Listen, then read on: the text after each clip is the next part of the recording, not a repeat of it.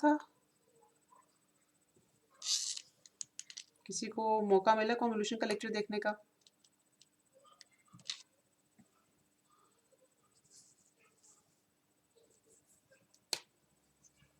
जी, last lecture के बाद मेरी आपसे बात हुई थी कि मैं एक कॉन्वोल्यूशन पे ट्यूटोरियल अपलोड कर दूंगी।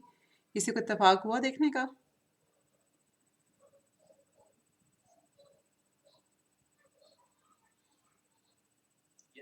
ओके। अच्छा, हम लोगों ने लास्ट टाइम जो अच्छा ओके, जिन लोगों ने देखा था उन्हें समझ आ गई? कोई ऐसी बात उसमें नहीं थी जो आपके लिए नई हो, आपने पहले ना पढ़ी हो? No ma'am. Okay, no ma'am, ठीक था, वो रूटीन थी। ठीक है। Okay, good enough. इसका मतलब है कि मैं मतलब एक्सपेक्ट कर सकती हूँ कि जो बाकी लोग जिन्होंने अभी तक नहीं देखा वो भी होपफुली देखेंगे तो उनको समझ आ जाएगी। अच्छा, लास्ट टाइम हम लोगों ने जब टॉप अपना लेक्चर ख़त्म किया था ना, तो उस वक़्त हम लिनियरिटी और टाइम इनवेरिएंस की प्रॉपर्टीज़ को पढ़ रहे थे। और फिर हमने कहा था कि ये दोनों प्रॉपर्टीज़ जिस सिस्टम में हो हम उसको एलटीआई सिस्टम कहते हैं।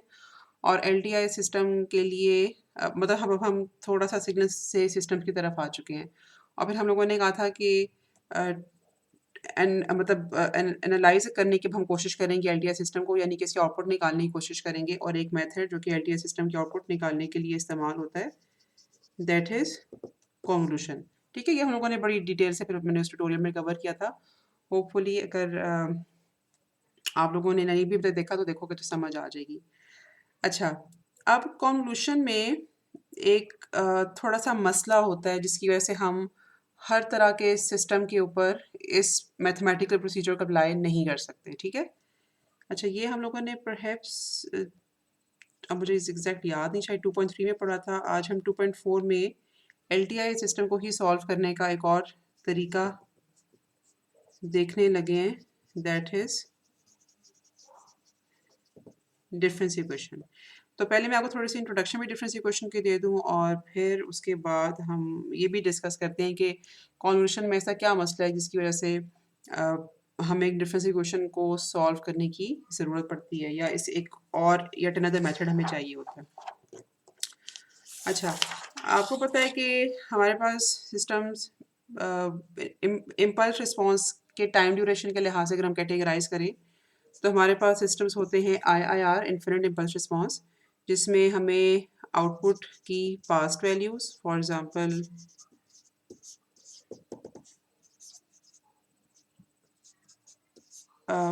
n पास्ट वैल्यूज़ चाहिए होती हैं, और इनपुट की प्रेजेंट और पास्ट हम इसको एक जनरल कैपिटल M की टर्म कह देते हैं। तो एक जनरल जो IIR सिस्टम होता है, हमें उसमें आउटपुट के भी कुछ सैंपल्स चाहिए होते हैं। हम लोगों ने जनरली यहाँ पर कह दिया कि n सैंपल्स, और इसी तरह से इनपुट की प्रेजेंट और पास्ट वैल्यू चाहिए होती हैं। हम लोगों ने यहाँ पर इसको जर्नल करके कैपिटल M पास्ट सैंपल्स कह दिया, ठीक है? अच्छा, अब इस बेसिस के ऊपर हम जब अपने सिस्टम को इक्वेशन की टर्म्स में लिखने की कोशिश करते हैं, तो वो इक्वेशन कुछ इस तरह से हमारे पास आती है कि y ऑफ n इसके साथ जो हम मतलब अज्यूम करते हैं कि 1 मल्टीप्लाई हो रहा है। अगर 1 मल्टीप्लाई ना हो रहा हो तो हम उस पूरी इक्वेशन को नॉर्मलाइज करते हैं, ठीक है? सच दैट के वाई एन के साथ मल्टीप्लाई होने वाला जो कोफिशिएंट है वो 1 रहे। इसी तरह से यहाँ पर y of n minus 1 a two y of n minus 2। अच्छा जी, यहाँ पर फिर हमारे पास जो लास्ट टर्म आती है that is a n y of a minus n, and this whole thing is equal to v naught x of n plus b1 x of n plus 1। और यहाँ पे जो लास्ट टर्म आती है हमारे पास that is defined as this, ठीक है? मतलब इनपुट के जो सारे कंपोनेंट्स हैं ना, वो उनको हम इक्वेट कर सकते हैं आउटपुट, इनपुट और आउटपुट के कंपोनेंट्स को हम इस तरह से इक्वेट कर सकते हैं, ठीक है? और फर्दर अगर हम इसको एक close form solution, close form की सूरत में लिखना चाहें। एक्सक्यूज मी मैम, जी बोलिए। मैम ये 1 मिनट 1.5 मिनट पहले से आपकी आवाज़ में ना कोई मसला था और एकदम ये वीडियो आगे हो गई है। अच्छा, समझ नहीं लगी इस चीज़ ओके। की। आपने लास्ट चीज़ क्या देखी? ये वाली जो इक्वेशन मैम ये YFN प्लस A1 अच्छा, ओके। जब मैं ये लिख रही थी दिस कि एक आईआईआर सिस्टम को आउटपुट की पास्ट वैल्यूज़ और इनपुट की पास्ट वैल्यूज़ चाहिए होती हैं, तो तब क्या ये वाली वीडियो अपीयर हो रही थी? यस मैम ये हो रही थी। अच्छा, उसके बाद मैंने ये लिखा था कि हम ये अज़्यूम करते हैं एक आईआईआर सिस्टम में कि इनपुट के आउटपुट की प्रेजेंट और पास्ट सैंपल्स को मतलब जब हम कुछ स्पेसिफिक कांस्टेंट्स के साथ मल्टीप्लाई करें, जैसे हर सैंपल का एक अपना मल्टीप्लाइंग फैक्टर है, ठीक है? इसका मल्टीप्लाइंग फैक्टर जो है वो 1 होना चाहिए, ठीक है? तो इस सब को हम इक्वेट कर सकते हैं इनपुट के past sample multiplied with some specific factors. अच्छा, अब ये इक्वेशन को एक्सप्रेस करने का थोड़ा-सा मुश्किल तरीका है। अभी आपके सामने ये वाली मतलब ये इक्वेशन लिखी आ रही है, वीडियो स्टक तो नहीं है? नो मैम सही है। Okay, okay. अच्छा प्लीज़ मुझे जिस तरह आपने अभी बताया ना, बता देना, ताकि फिर मैं उस वक़्त थोड़ा-सा स्टॉप लगा लूँ। अच्छा, अब जैसे मैंने बताया कि ये इक्वेशन को लिखने का थोड़ा-सा मुख्तलिफ तरीका है, इससे हमें ये समझ नहीं आ रही कि कम से कम कि हम यहाँ पे कहना क्या चाह रहे हैं। अब मैं इस इक्वेशन को थोड़ा-सा मुख्तलिफ तरीके से लिखने लगी हूँ। हम बताना यहाँ पे चाह रहे हैं कि इनपुट का प्रेज़ेंट सैंपल, जो हमें एक प्रेज़ेंट टाइम इंस्टेंट पे आउटपुट चाहिए होती है, वो डिपेंड करती है आउटपुट की पास्ट वैल्यूज़ पे और उसको हम जनरली लिख सकते हैं इस तरह से। ठीक है, यहाँ पे k वेरी होगा 1 से लेकर n तक, क्योंकि k इज़ इक्वल टू 0 वाला जो फैक्टर है वो यहाँ पर मौजूद है, ठीक है? और इसी तरह से आउटपुट का प्रेजेंट सैंपल निकालने के लिए हमें इनपुट की पास्ट वैल्यूज़ चाहिए होती हैं। हर वैल्यू जो है वो एक स्पेसिफिक फैक्टर से मल्टीप्लाई हो रही होती है। यहाँ पर k की वेरिएशन क्या होगी? k कहाँ से कहाँ तक वेरी करेगा इस समेशन में?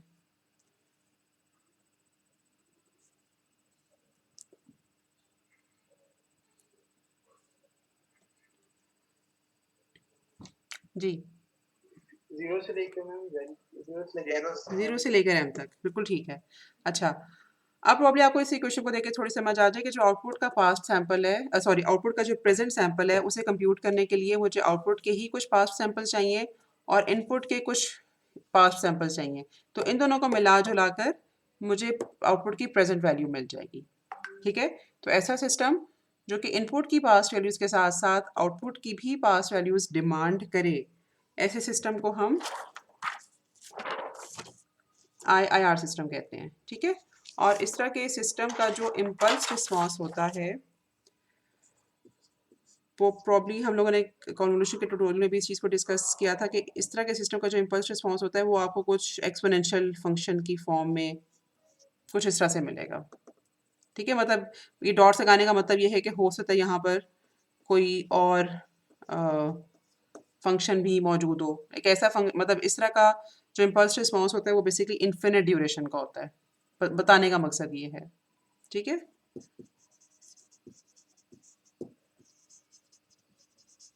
एक आईआईआर सिस्टम का इम्पल्स रिस्पॉन्स इन्फिनिट ड्यूरेशन का होता है। तो ये ना दोनों बातें आपने आईआईआर सिस्टम के बारे में याद रखनी है।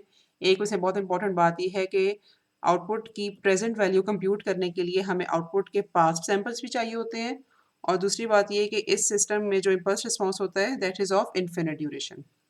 अच्छा, इसके बरक्स जो दूसरी तरह के सिस्टम हमारे पास होते हैं, दोज़ आर एफआईआर सिस्टम, उसमें जो आउटपुट के पास कंपोनेंट्स होते हैं ना, हमें वो नहीं चाहिए होते। तो आउटपुट सिर्फ डिपेंड करती है इनपुट के प्रेजेंट और पास्ट वैल्यूज़ के ऊपर। तो एफआईआर सिस्टम में हमें आउटपुट के एक तो पास्ट कंपोनेंट्स नहीं चाहिए होते। दूसरी बात ये कि जो हमारे पास इसका इम्पल्स रिस्पॉन्स होता है, वो सिंपली कुछ इम्पल्सेस से मिल के बना होता है। ठीक है? यहाँ पे मैं कुछ लिख देती हूँ, for example alpha 1, alpha 2, something like this, ठीक है? वो कुछ अगर मतलब मैंने यहाँ पे m कहा है तो मेरे पास जो लास्ट सैंपल आएगा that would be at m mth मतलब पल्स जो है वो लास्ट इम्पल्स होगी। तो FIR सिस्टम में इस तरह की हमारे पास डिफरेंस इक्वेशन होती है आउटपुट की पास वैल्यूज़ के बगैर, और इस तरह का कुछ इम्पल्सिस की बेस के ऊपर हमारे पास एक इम्पल्स रिस्पॉन्स होता है। ठीक हो गया? अच्छा, ये भी हम लोगों ने डिफरेंस सीखा है IIR और FIR सिस्टम्स का। अब हमारे पास जो IIR सिस्टम्स है ना, उसमें मतलब मैंने बार-बार इस चीज़ को एम्फसाइज़ किया कि हमें आउटपुट की पास वैल्यूज़ चाहिए, हमें आउटपुट की पास वैल्यूज़ चाहिए, ठीक है? इस बात को बार-बार बताने का मकसद ये था कि आउटपुट का जो प्रेज़ेंट कंपोनेंट है, उसे कंप्यूट करने के लिए जब तक हमारे पास ये वाली वैल्यूज़ नहीं होंगी, आउटपुट कंप्यूट नहीं हो सकती। अब कन्वोलुशन का मसला ये है कि कन्वोलुशन सिर्फ़ इनपुट को इम्पल्स रिस्पॉन्स के साथ कन्वॉल्व करके हमें आउटपुट पे कुछ न्यूमेरिकल वैल्यूज़ दे देती है, लेकिन जो कन्वोलुशन का मैथमेटिकल प्रोसेस है, उसमें आउटपुट की पास्ट वैल्यूज़ कंसिडर नहीं की जाती। ठीक है? अगर आपने देखा होगा तो हम उसमें बेसिकली सिंपल एक सिस्टम को फ्लिप करते हैं, उसको फिर ड्रैग करते हैं, ओवरलैप सैंपल्स को मल्टीप्लाई करते हैं, उनको ऐड अप कर देते हैं और आउटपुट पे निकाल देते हैं। ठीक है? ये कन्वोलुशन का सिंपल मैथमेटिकल प्रोसीजर है, लेकिन convolution can not capture past values of output. ठीक है, इसीलिए ये जब हम बात करते हैं IIR सिस्टम्स का आउटपुट निकालने की, तो वहाँ पर हमारे पास जो टूल इस्तेमाल होता है आउटपुट निकालने के लिए, दैट इज डिफरेंस इक्वेशन। ठीक हो गया? अच्छा, यहाँ तक अगर आपको बात समझ आ गई है तो फिर हम आगे चलते हैं। और यहाँ मैं अब मतलब हम लोगों को ये पता लग गया ना कि हमारी आउटपुट बेसिकली दो हिस्सों से मिलके बनती है। ठीक है, एक हिस्सा वो जो कि इम्पल्स रिस्पॉन्स और इनपुट को कन्वॉल्व करके आउटपुट निकालेगा, और दूसरा हिस्सा वो जो कि इनपुट आउटपुट की पास्ट वैल्यूज पे डिपेंड करेगा। तो इन दोनों चीज़ों को देखते हुए हम अपनी आउटपुट को बेसिकली डिकम्पोज करते हैं दो पार्ट्स में। ठीक है, और हम उसे कहते हैं पर्टिकुलर सॉल्यूशन और होमोजेनियस सॉल्यूशन। आउटपुट का वो पार्ट जो कि सिस्टम के ऊपर डिपेंड करता है या आउटपुट की पास वैल्यूज़ के ऊपर डिपेंड करता है, और ये वो पार्ट है जो कि इनपुट के ऊपर डिपेंड करता है, इसलिए इसको हम पर्टिकुलर सॉल्यूशन कहते हैं। कई जगह पे आपको ये फोर्स्ड रिस्पॉन्स के नाम से भी मिलेगा, और ये जिसमें सबस्क्रिप्ट एच के नाम से यूज़ हुआ है, दिस इज़ होमोजेनियस सॉल्यूशन। ये सिस्टम की मेमोरी या आउटपुट के पास वैल्यूज़ के ऊपर डिपेंड करता है। ठीक है, ये सिर्फ इनपुट के ऊपर डिपेंड करता है, और दोनों आउटपुट्स मिलकर फिर कंप्लीट आउटपुट बनाती हैं। अच्छा, अब होमोजेनियस, हाँ जी, वीडियो स्टक तो नहीं है?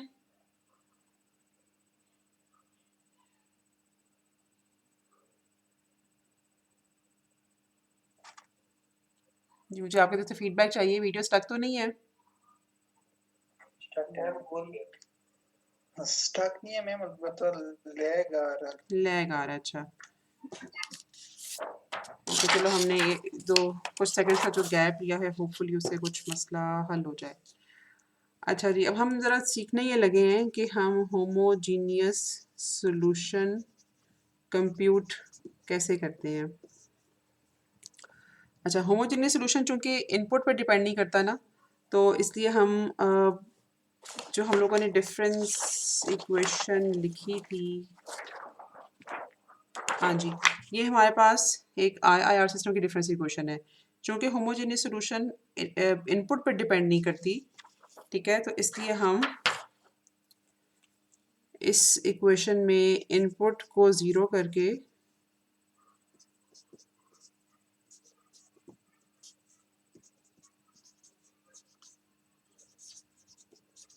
एक तो इस तरह से लिखेंगे कि आउटपुट सिर्फ आउटपुट के ही पास सैंपल्स पे डिपेंड करती है। ठीक है, अच्छा, अब इस इक्वेशन को हम कंबाइन कर सकते हैं इस तरह से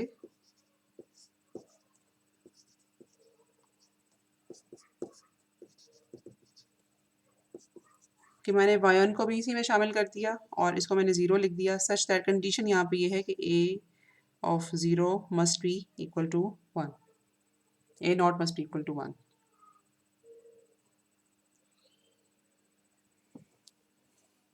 अच्छा, अब हम अज्यूम करते हैं कि हमारी जो मतलब इस इक्वेशन को अगर हम सॉल्व करेंगे तो हमारे पास जो होमोजेनियस सॉल्यूशन आएगा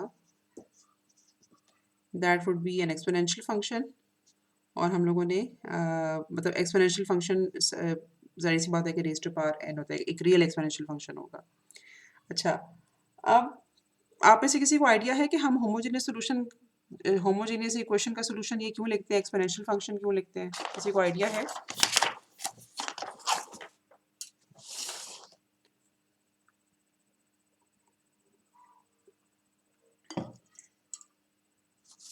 अगर आप में से किसी ने मतलब थोड़ा सा एक तो डिफरेंशियल इक्वेशन वगैरह का कुछ कोर्स याद हो या फिर डिफरेंशियल इक्वेशन का सॉल्यूशन पहले पढ़ा हो।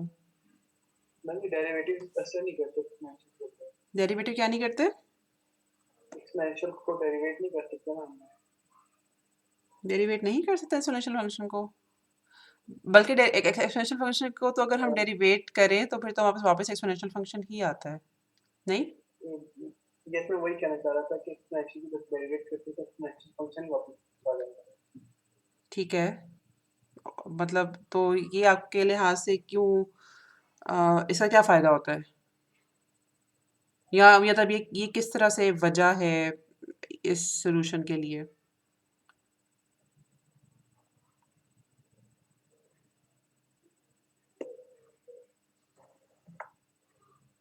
क्योंकि ना होमोजेनिटी जो होती है वो यही प्रॉपर्टी होती है कि चेंज ना हो रही हो, तो एक्सपोनेंशियल भी चेंज नहीं होता, इसलिए इसको हम कहते हैं। अच्छा, ओके। आपका जवाब काफ़ी हद तक ठीक है, मैं इसको एक दफ़ा एक्सप्लेन कर दूँ जिस तरह से ये मुझे समझ आया है। अच्छा, अगर हमारे पास अगर हम मतलब यहाँ पे तो हम एक nth ऑर्डर सिस्टम की बात करें ना, अगर हम लेट्स सपोज एक सेकंड ऑर्डर डिफरेंस इक्वेशन की बात करते तो हमारे पास ये इक्वेशन कुछ इस तरह से होती।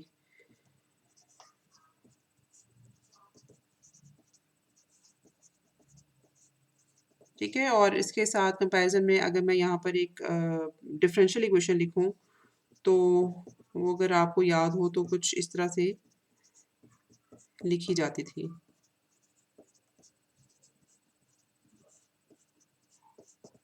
ठीक है, थोड़ा सा अगर आपके जहन में हो तो डिफरेंशियल इक्वेशन इस तरह से लिखी जाती है, ये जो मैंने ऊपर लिखी है डिफरेंस इक्वेशन है। और बेशक हम बात कर रहे हो डिफरेंशियल इक्वेशन की या फिर डिफरेंस इक्वेशन की, इन दोनों सूरत हालों में हम जो इन इक्वेशंस का सोल्यूशन कहते हैं ना, जैसे इस केस में डिफरेंस इक्वेशन के केस में जैसे मैंने लेमडा एन कहा, लेट सपोज मैं यहाँ पे लिख देती हूँ क्योंकि ये सेकेंड ऑर्डर है तो इसका सोल्यूशन मैं इस तरह से कहूँगी। लेकिन अगर मैं बात करती डिफरेंशियल इक्वेशन की तो इसका सोल्यूशन मैं कहती कि ये है। ठीक है, मतलब एक एक्सपोनेंशियल फंक्शन। अच्छा, अब उसकी वजह क्या है? उसकी वजह ये है कि मेरे पास एक्सपोनेंशियल फंक्शन एक ऐसा फंक्शन है जैसे कि भी आपके क्लास में जिक्र किया कि जिसको मैं एक दफ़ा जिसको डेरिवेटिव इसका लूँगी तब भी वो एक्सपोनेंशियल फंक्शन ही आएगा, 2 दफ़ा लूँगी तब भी वो एक्सपोनेंशियल फंक्शन आएगा। तो और एक्सपोनेंशियल फंक्शन में ही ये खूबी है कि वो जब मतलब इस इक्वेशन के सॉल्यूशन के तौर पे एक एक्सपोनेंशियल फंक्शन को यूज़ करूँगी तो तब मुझे वो इकट्ठे मतलब उसके हर पॉइंट के ऊपर वो तीनों का मुराद ये है कि एक्सपोनेंशियल फंक्शन, उसका डेरिवेटिव और उसका सेकंड डेरिवेटिव, वो तीनों इकट्ठे ही ज़ीरो की तरफ जाएंगे और इकट्ठे ही वो ज़ीरो से बियॉन्ड जाएंगे। ठीक है, कहने का मतलब ये है कि इस इक्वेशन को जो सेटिस्फाई करने वाला सोल्यूशन है ना, जो सेटिस्फाई करने वाला फंक्शन है वो सिर्फ एक्सपोनेंशियल फंक्शन है। उसके अलावा कोई और एग्जिस्टिंग फंक्शन में ये क्वालिटी नहीं है। एक तो ये कि वो डिफ्रेंशिएट होकर या डबल डिफ्रेंशिएट होकर वही वाला फंक्शन मुझे आउटपुट में मिले, और प्लस वो तीनों फंक्शंस फिर इकट्ठे मतलब एक साथ जो है वो ज़ीरो की तरफ जाएं। ठीक हो गया? तो इसलिए अगर हम बेशक डिफरेंस इक्वेशन की बात करें या हम डिफरेंशियल इक्वेशन की बात करें, उनका जो सॉल्यूशन होता है ना सच दैट कि मतलब उसकी आउटपुट का प्रेजेंट सैंपल में हम जब 5 सैंपल ऐड करें और फिर उससे पुराना सैंपल ऐड करें तो तीनों इकट्ठे ज़ीरो के बराबर हों, ये सिर्फ एक्सपोनेंशियल फंक्शन की क्वालिटी है। ठीक हो गया? अच्छा, अब हम वापस इस बात पे आते हैं कि हम लोगों ने होमोजेनियस सॉल्यूशन निकालने के लिए ये इक्वेशन लिखी थी, इस इक्वेशन को कंबाइन करके हमने ये इक्वेशन लिखी और हम लोगों ने कहा कि इसका जो सॉल्यूशन है वो एक एक्सपोनेंशियल फंक्शन है। ठीक है, अब इस इक्वेशन को हम पुट करेंगे यहाँ पर।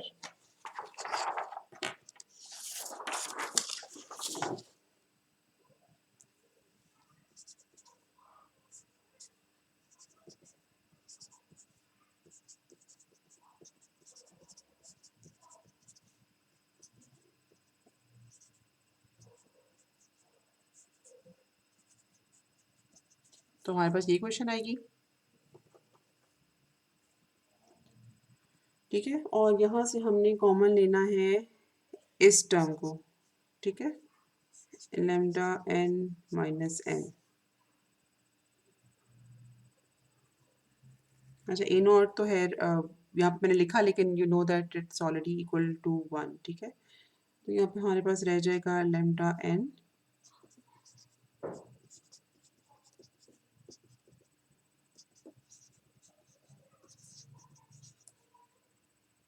ठीक हो गया। अच्छा, अब मैं यहाँ पे मेरे पास दो चीज़ों का जो प्रोडक्ट है ना वो ज़ीरो के बराबर आ रहा है, तो ऑफ कोर्स अब हमें देखना ये है कि इन दोनों चीज़ों में से कौन सी चीज़ ज़ीरो है। अच्छा, अब ये हमने यहाँ पर ये एजम्पशन लिखी थी कि अगर ऑन द फर्स्ट प्लेस अगर होमोजेनियस सॉल्यूशन हमारे पास एग्जिस्ट करता है, यानी कि होमोजेनियस सॉल्यूशन नॉन ज़ीरो है अगर, तो हम लोगों ने कहा था कि वो इस तरह के एक्सपोनेंशियल फंक्शन के बराबर है, ठीक है, मतलब लैम्डा एक रियल वैल्यू है। तो अगर होमोजेनियस सॉल्यूशन एग्जिस्ट करता है और होमोजेनियस सॉल्यूशन इसके बराबर है, तो इसका मतलब ये है कि लैम्डा की तो कोई भी पावर अगर हम इस्तेमाल करें तो वो इसको ज़ीरो नहीं कर सकती, ठीक है। If lambda is real and non zero, तो ये जो टर्म है ये तो कभी भी ज़ीरो नहीं हो सकती। यस, बात समझ आइए? जैसे वो समझ आएगी। अच्छा, ओके, मैं एक दफ़ा दोबारा से बता दूं कि अगर तो होमोजेनियस सॉल्यूशन एग्जिस्ट करता है तो होमोजेनियस सॉल्यूशन इस फॉर्म में होगा, और अगर होमोजेनियस सॉल्यूशन इस फॉर्म में है तो लैम्डा की कोई भी पावर हम यूज़ करें तो ये वाली टर्म कभी भी ज़ीरो नहीं हो सकती। इसका मतलब है कि जो ये टर्म है this is equal to zero. अच्छा, जब हम ये कह देते हैं तब हमारे पास एक पॉलिनोमियल इक्वेशन आ गई और हम यहाँ से भी इसके रूट्स निकाल सकते हैं, हमें लैम्डास की वैल्यू मिल सकती हैं। तो अब हमें लैम्डा की जो वैल्यू मिलती है उसको हम बेसिकली होमोजेनियस सॉल्यूशन के मतलब रूट्स कहते हैं। और फाइनली हमारे पास जो होमोजेनियस सॉल्यूशन की इक्वेशन बनती है उसको हम डिफाइन कर सकते हैं इस तरह से, n इसकी पावर है तो n रूट्स आएंगी, ठीक हो गया। अच्छा, ये अब थोड़ा सा हम लोगों ने जनरली देखा है कि होमोजेनियस सॉल्यूशन निकालते कैसे हैं। इसको कंप्यूट करने के लिए भी मैं आपके सामने एग्जांपल भी सॉल्व करूंगी। यहाँ तो कोई सवाल तो नहीं आपका?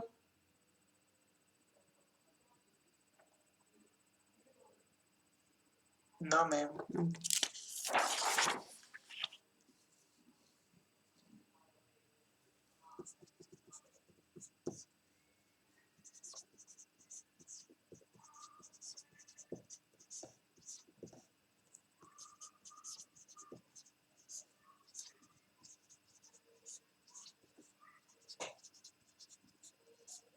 अच्छा जी, ये हमें एक डिफरेंस इक्वेशन गिवन है और हम इसका निकालना सीखेंगे पहले सिर्फ होमोजेनियस सॉल्यूशन, ठीक है, उसके बाद फिर हम पर्टिकुलर सॉल्यूशन के पेज के बाद जाएंगे। अच्छा, अब होमोजेनियस सॉल्यूशन निकालने के लिए जो सबसे पहला काम होता है वो ये है कि हम लोगों ने मतलब राइट साइड के सारे कंपोनेंट्स को ज़ीरो के बराबर रख देना है। तो हम लोग लिखेंगे, इस इक्वेशन को रीराइट करेंगे इस तरह से,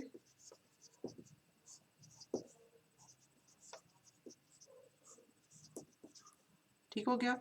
और नेक्स्ट स्टेप फिर ये है कि y ऑफ n को पुट करेंगे लैम्डा n, और इस वजह से जो ये वाली इक्वेशन है ये यहाँ पास आ जाएगी lambda n minus 3 lambda n minus 1 minus 4 lambda n minus 2 is equal to 0। Common क्या लेना है मैंने इसमें से?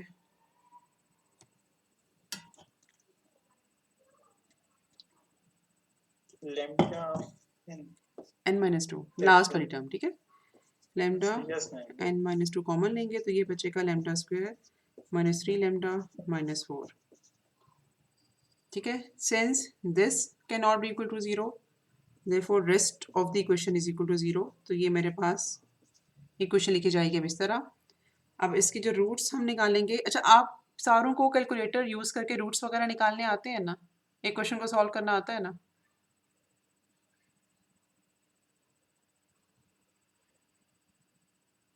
जी मैम। ओके, क्योंकि फिर वरना इस तरह की चीज़ें जो है ना वो थोड़ी मुश्किल हो जाती हैं। लेकिन अगर आप कैलकुलेटर को थोड़ा-सा एफ़िशिएंटली यूज़ करो तो ये आसान हो जाएगा। अच्छा जी, लैम्ब्डा 1 मेरे पास आ गया -1 और लैम्ब्डा 2 मेरे पास आ गया 4, ठीक है? तो इस डिफरेंस इक्वेशन का जो होमोजीनियस सॉल्यूशन है,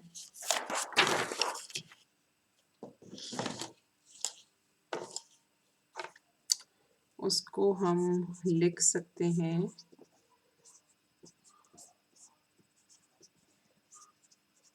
इस तरह से, ठीक है? अभी हमें C1 और C2 अननोन है, वो भी हमने कंप्यूट नहीं किए।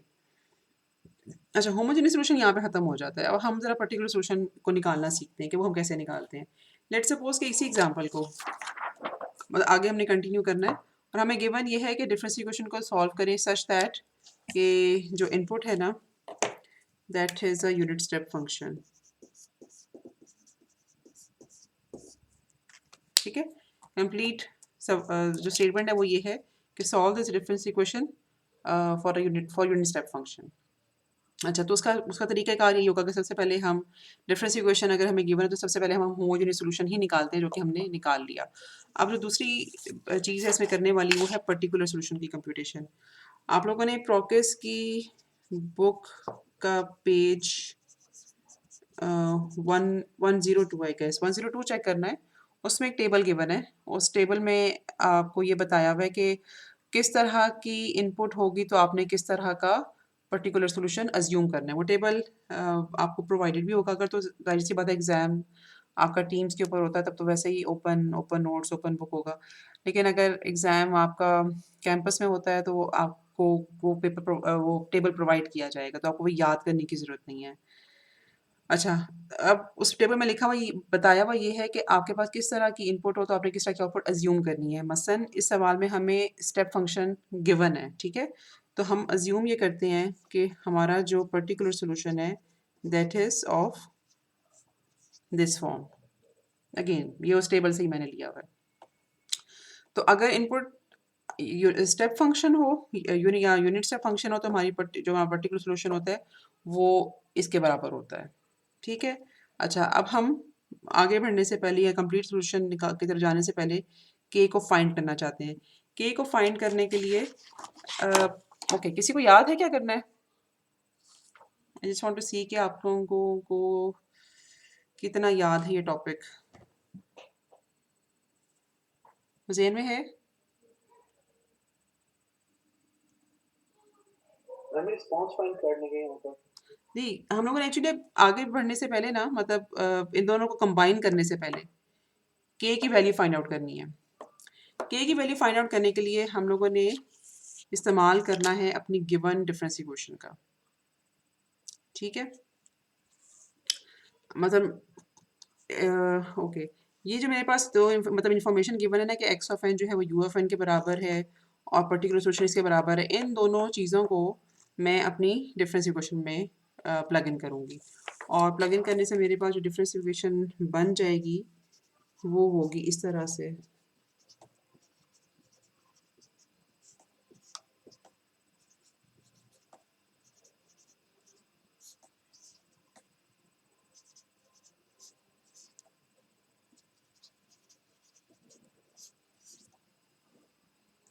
ठीक है?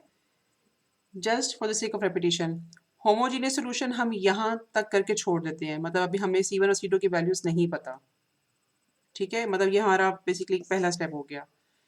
दूसरा स्टेप हमारे पास ये होता है कि हम अपने इनपुट को देखते हैं और इनपुट को देखकर हम डिसाइड करते हैं कि हमारा पर्टिकुलर सॉल्यूशन किसके बराबर आएगा। ये टेबल से देखना होता है हमने। तीसरा स्टेप ये है हमारा कि अब हमने के को फाइंड करना है, ठीक है? This is a little different than homogeneous solution. वहाँ पे हम C1 C2 को फाइंड नहीं करते, यहाँ तक हम छोड़ देते हैं। लेकिन हम यहाँ पर के को फाइंड करेंगे और फिर हम उसके बाद कुछ और काम करेंगे, ठीक है? अच्छा, अब के को हम लोगों ने फाइंड करना है इस इक्वेशन से। अब इस इक्वेशन में थोड़ा सा इशू ये है कि अगर मैं n की वैल्यू को 0 अज्यूम करूँ, ठीक है? तो मेरे पास जो ये वाले 3 कंपोनेंट्स हैं ये 0 हो जाएंगे। यस, ये बात समझ आती है?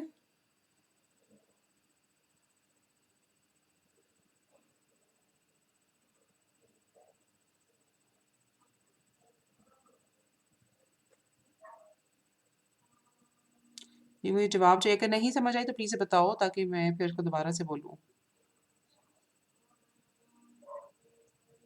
Yes ma'am, you of N से मल्टीप्लाई हो रहे हैं इसलिए। मल्टीप्लाई तो हो रहे हैं, लेकिन अगर मैं फॉर एग्जांपल इस पूरी इक्वेशन में n को 0 अज्यूम करती हूँ तो ये तो u ऑफ 0 हो जाएगा ना, और ये हो जाएगा u ऑफ -1। तो u ऑफ -1 तो एग्जिस्ट नहीं करता ना, वो तो 0 होता है। ठीक है, ये इसमें समझ आ रही है। अच्छा। और इसी तरह से अगर मैं n को 1 डालूं तो क्या मुझे फिर फ़ायदा है या फिर भी फ़ायदा नहीं है? मैम फिर फायदा नहीं होगी, इसकी वैल्यू सिर्फ u ऑफ मैम ये n इज इक्वल टू 0 क्यों हम अज्यूम करते हैं मैम, ये चीज थोड़ी अच्छा, रिपीट करते हैं। देखो मेरे पास ये जो सारी इक्वेशन है ना, मतलब इसमें देखो एक तो न्यूमेरिकल वैल्यूज है जैसे 3 हो गई और 4 हो गया। ठीक है, उसके बाद मेरे पास मतलब मुझे इस इक्वेशन में k डिटरमिन करना है ना। ठीक है, अब u ऑफ n या u of n minus one, u of n minus two, ये सारे सिग्नल्स मुझे नोन है। मुझे इस इक्वेशन में जो अननोन है ना वो k है। तो मैं u ऑफ n की वैल्यूज का फायदा उठाते हुए k को कंप्यूट करूंगी। ओके, u ऑफ n को तो मैं पता है ना कि क्या इसमें n लेसर देन 0 पे 0 होता है और उसके बाद 1 हो जाता है। मुझे इस सारी इन्फॉर्मेशन का तो मुझे पता है, तो मैं इस इन्फॉर्मेशन का फ़ायदा उठाते हुए यहाँ से k को कंप्यूट करना चाहती हूँ। ठीक है, बात समझ आई?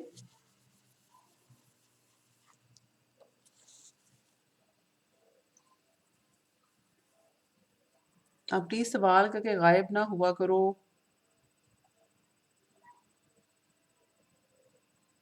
ये इसमें समझ आ चुकी है, अच्छा, क्योंकि स्टेप फंक्शन की वैल्यू 0 के बाद 1 होती है, 0 पे 0 होती है। नहीं 0 के ऊपर भी 1 होती है। स्टेप फंक्शन को अगर हम देखें ना तो सॉरी, स्टेप जी 0 से पहले 0 होती है, 0 से 0 के पहले बाद 0 होती 0 है। के ठीक है, बाद। -1 -2 0 एंड सो ऑन।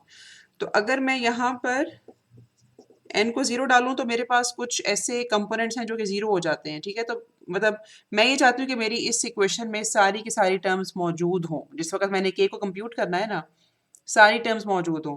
तो n इज इक्वल टू 0 के ऊपर मेरी ये 3 टर्म्स गायब हो जाती हैं। इसका मतलब है कि n की वैल्यू को मैं 0 अज्यूम नहीं कर सकती। उसी तरह से अगर n की वैल्यू को मैं 1 डालूँ तो मेरी ये वाली टर्म जो है ये भी इग्नोर हो रही है या वैनिश हो रही है। यस, क्योंकि n की वैल्यू को मैं 1 डालूंगी तो स्टिल ये मुझे u ऑफ -1 यहाँ पर निकलेगा। ठीक है, समझ आ रही है? तो n को मैं 1 भी यस अज्यूम नहीं मैम। कर सकती।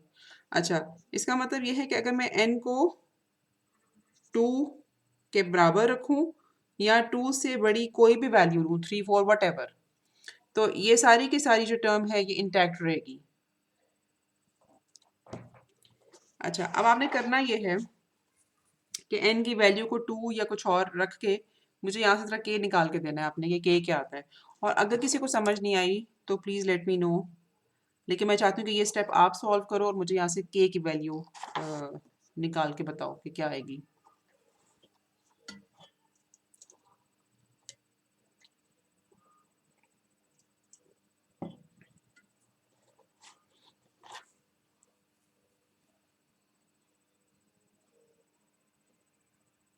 अगर किसी को समझ नहीं आई तो प्लीज़ लेट मी नो।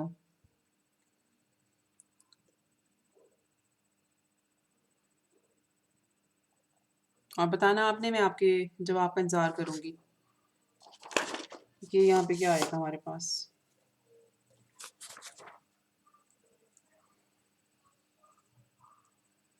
-1/6 आएगा ना। मेरे पास कुछ और है।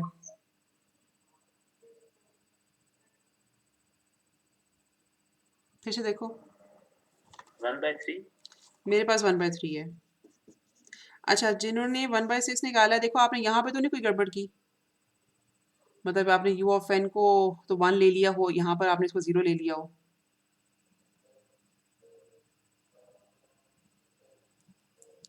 मैम ठीक है, वो मैंने यहाँ पे ये -2d -3 u n-1 हाँ, आउटपुट का जो ये वाला कंपोनेंट है ना, सॉरी इनपुट का दूसरा कंपोनेंट वो आपने मिस किया होगा। अच्छा जी, इसी क्वेश्चन को जब हम सॉल्व करें तो k की वैल्यू हमारे पास आ जाती है 1/3। तो इस सिचुएशन में हमारा जो पर्टिकुलर सोल्यूशन है वो हमारे पास आता है 1/3 u ऑफ n। अच्छा, अब हमारे पास होमोजेनियस सोल्यूशन भी अवेलेबल है, ऑल्दो इसमें 2 अननोन्स हैं, लेकिन मतलब हम लोगों ने जितना कंप्यूट कर सकते थे हम लोगों ने यहाँ पे कर लिया। उसके बाद हम लोगों ने पर्टिकुलर सोल्यूशन को टेबल से देख के लिखा, पर्टिकुलर सोल्यूशन को सॉल्व किया, ये हमारे पास पर्टिकुलर सोल्यूशन आ गया। अब जो फोर्थ स्टेप है वो ये है कि हम दोनों आउटपुट्स को कंबाइन करते हैं और यहाँ पे हम इसको लिखेंगे कंबाइन करके +1/3, ठीक है। और इसको लिखने के 2 तरीके हैं, या तो हम यहाँ पे ब्रैकेट्स डाल के इसके साथ u ऑफ n मल्टीप्लाई कर दें, या फिर हम दूसरा तरीका हम ये हो सकता है कि u ऑफ n लिखने की बजाय और ये ब्रैकेट्स डालने की बजाय, स्टक तो नहीं है, वीडियो नज़र आ रहा है? यस हम मैम ये आ लिख रहा है। ओके हम ये लिख दें कि ये जो आउटपुट है this is valid for n greater than equal to 0, तो एक ही बात होगी। या तो हम u ऑफ n से मल्टीप्लाई कर दें, या फिर हम ये लिख दें कि n must be greater then और इक्वल टू 0, ठीक है। अच्छा, अब ये हमारे पास आउटपुट आ तो गई, लेकिन इसमें 2 अननोन्स हैं, C1 और C2। अब 2 अगर अननोन्स हों तो हमें कम से कम 2 इक्वेशंस चाहिए होती हैं उनको फाइंड आउट करने के लिए, ठीक है। मतलब हमें अब यहाँ पर बेसिकली 2 वैल्यूज़ चाहिए, आउटपुट की 2 वैल्यूज़ चाहिए, ताकि हम फिर उनकी मदद से C1 C2 निकाल सकें। 2 इक्वेशंस चाहिए बेसिकली हमें। अच्छा, अब ये इक्वेशंस हमारे पास कहाँ से आती हैं? हमें यूजुअली जब सवाल गिवन होता है ना, तो हमें साथ ये भी गिवन होता है कि इस सिस्टम की पास्ट वैल्यूज़ या कुछ मेमोरी के बारे में कुछ इन्फॉर्मेशन अवेलेबल होती है, और वो यूजुअली इस फॉर्म में होती है कि y ऑफ -1 इक्वल टू 1, और मतलब कुछ इसको हम इनिशियल कंडीशंस भी कहते हैं कि सिस्टम इनिशियली इन वैल्यूज़ के ऊपर सेटल था, ठीक हो गया। तो हमें कुछ इनिशियल कंडीशंस गिवन होती हैं और इनकी मदद से फिर हम स्टेप 4 कंप्यूट करते हैं। अच्छा, इनकी मदद से हम करते कैसे हैं? इन दोनों वैल्यूज़ को हम लोगों ने यूज़ करना होता है और प्लग इन करना होता है ये जो हमारी मेन डिफरेंस इक्वेशन है इसमें, ठीक है। अब मैं y-1 को इस्तेमाल मतलब इन दोनों को इस्तेमाल करते हुए आपको दिखाती हूँ कि हमने करना क्या है, और फिर दूसरी वैल्यू आप कंप्यूट करना, ठीक है। अच्छा, सबसे पहले मैं ये करने लगी हूँ कि जो हमारे पास डिफरेंस इक्वेशन गिवन थी ना, इस डिफरेंस इक्वेशन में मैं n की वैल्यू 0 प्लग इन करूँगी, ठीक है। तो मेरे पास ये इक्वेशन आ जाएगी y of 0 -3 y of -1 -4 y of -2, और साथ मेरे पास आ जाएगा इक्वल्स टू x ऑफ 0 लिख लें, इधर हम u ऑफ 0 लिख लें, एक ही बात है, ठीक है। और साथ -3 u ऑफ -1, ठीक हो गया।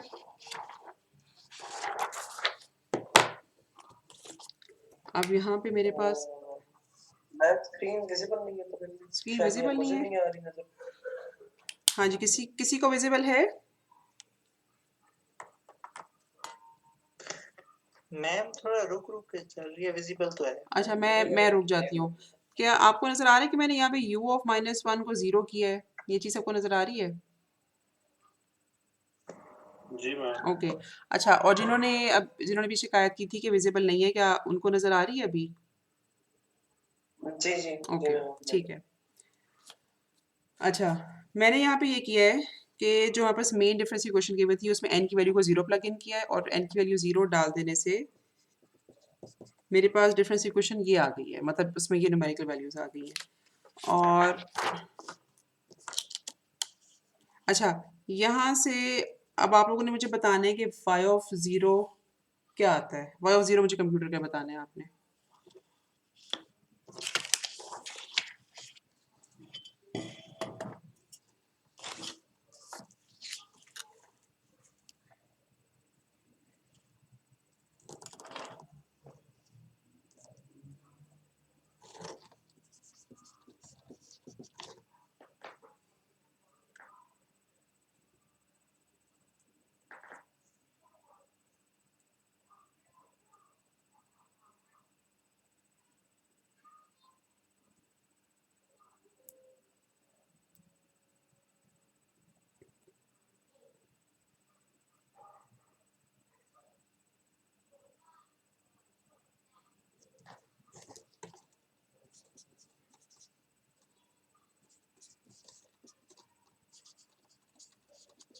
जी क्या आया y ऑफ 0?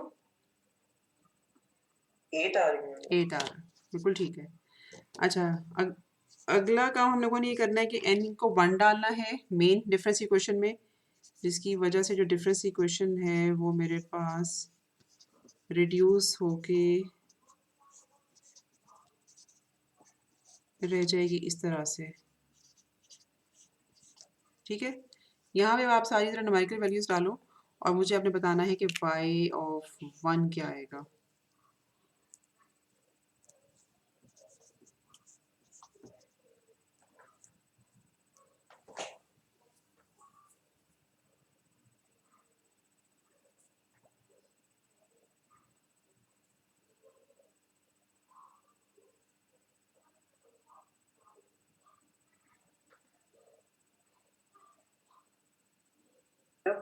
मैम 5 आ रहा है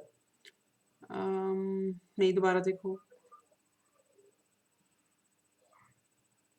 तो जी एक आंसर मेरे पास 5 आया है, लेकिन मेरे पास आंसर ये नहीं है। कोई और अगर कंप्यूट कर रहा हो तो प्लीज़ बताइए, अब शेयर कीजिए अपना answer.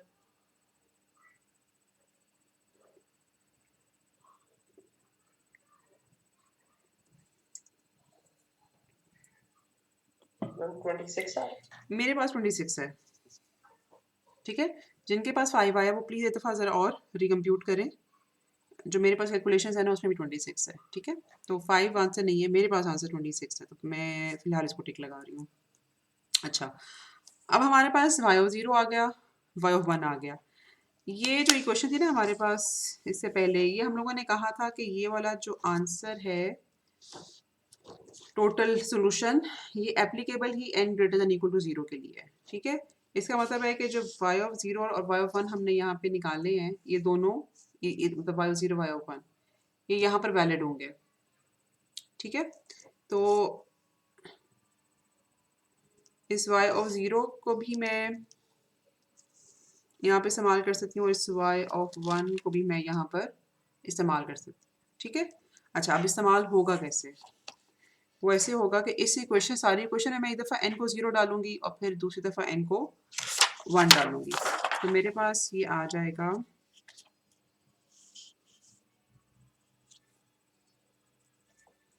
y of 0 equals to 8 equals to c1 minus 1 raise to power 0 हो गया, ठीक है, प्लस c2 प्लस 1/3। उसके बाद y1 is equal to 26 c1 minus 1 plus c2 4 plus 1/3। हाँ जी, ये समझ आई कि मैंने कैसे लिखा है?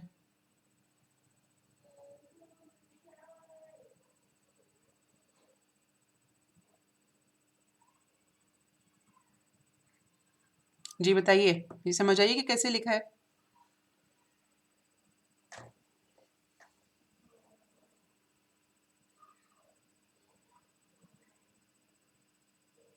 जी मैम ओके, एक अच्छा अगला सवाल, क्या आप लोगों को कैलकुलेटर से ये सॉल्व करना आता है?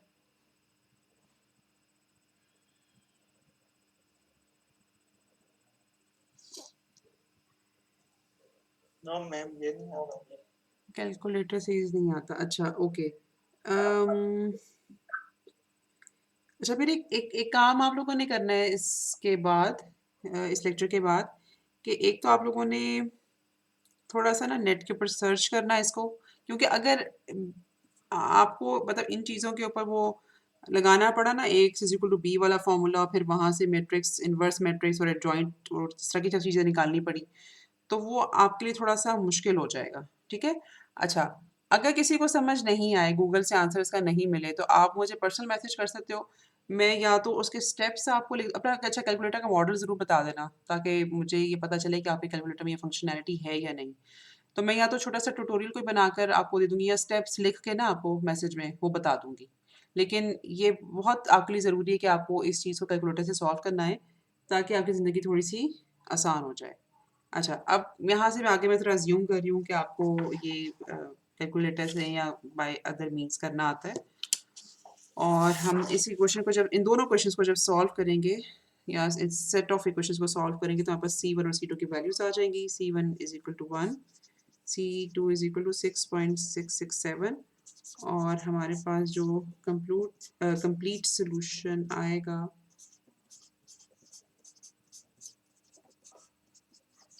वो हम ऐसे लिख सकते हैं। ठीक है, तो इसमें जो याद रखने वाली बात है वो ये है कि जो होमोजेनियस सोल्यूशन के कोफिशिएंट के मल्टीप्लाई कोफिशिएंट्स है ना C1 और C2, उनको आपने कंप्लीट सोल्यूशन में लिखने के बाद उनकी वैल्यूज़ फाइंड करनी है। ठीक है, अच्छा, अब अगर ये आपको समझ आ गया है तो मैं एक और एग्जांपल आपको कराना चाहूँगी उसमें थोड़ा सा एक ट्विस्ट है। ट्विस्ट से मुराद है कि एक चीज़ है जिसका हमें ख्याल रखना चाहिए। मसलन ये कि क्या अगर हमारे लैम्डा 1 और लैम्डा 2 दोनों की वैल्यू अगर एक जैसी आ जाए तो फिर हम इस सिचुएशन को कैसे हैंडल करते हैं, या लैम्डा 1 और लैम्डा 2 में से किसी एक की वैल्यू ऐसी आ जाए जो हमारे पास इनपुट सिग्नल गिवन हो, तो फिर हम इस सिचुएशन को कैसे हैंडल करते हैं। ये मैं आपको अगली एग्जाम्पल में कराने लगी हूँ। अगर आप मौजूदा एग्जाम्पल में से कोई सवाल है तो वो आप मुझसे पूछ लो।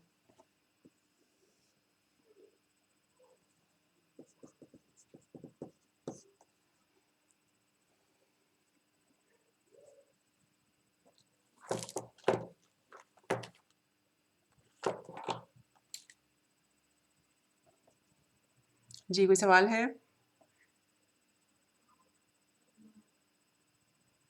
ना मैम, ओके, नो मैम, कुछ और नहीं।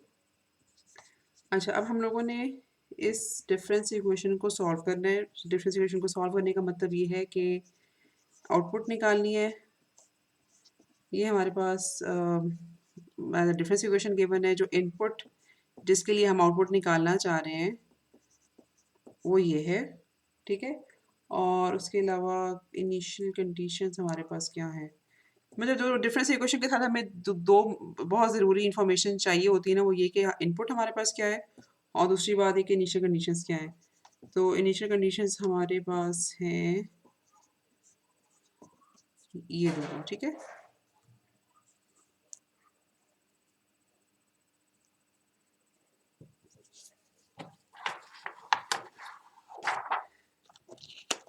अच्छा जी, अब आपने मुझे साथ साथ बताते जाना ताकि हम इस चीज़ को जल्दी जल्दी कर लें। ठीक है, पहला स्टेप हमारा क्या होता है,